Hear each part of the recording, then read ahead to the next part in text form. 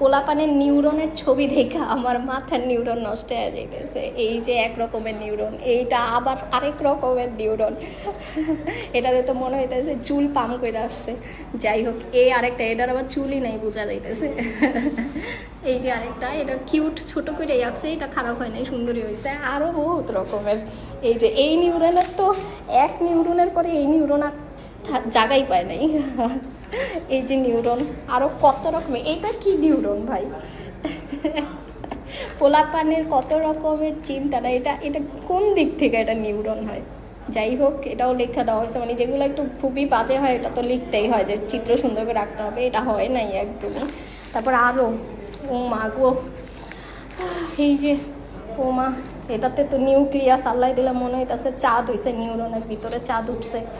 যাই হোক, তারপরে এটা ও মা, এটা আবার মনে হইতেছে গোসল করে না এই নিউরন। আচ্ছা, তারপর আর এই যে একটা, এটাও আবার পিচ্ছি, আর এটা পোলাপান। এই যে একটা নিউরন, কোনোটাই কিন্তু পারফেক্ট হয় নাই, কোনোটাই পারফেক্ট হয় নাই।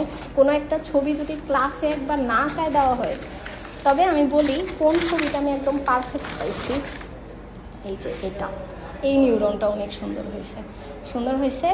এবং জিনিসপত্রের নামকরণও ঠিকঠাক মতোই দিচ্ছে, সুন্দর হয়েছে নিউরনটা। আর এই নিউরনটা দেখেন, এটার উপরে মনে হয় বজ্রপাত পড়ছিল, বেচারা কারেন্ট শর্ট পাইছে, নাহলে বজ্রপাতে একদম পুরা ঝাঁঝালো অবস্থা। তো যাই হোক, এই হচ্ছে আমার অবস্থা। খাতার এই খাতা, ওই যে খাতা, জীবন হচ্ছে আমার এখন খাতাময়। এই যে খাতা, ওই যে খাতা।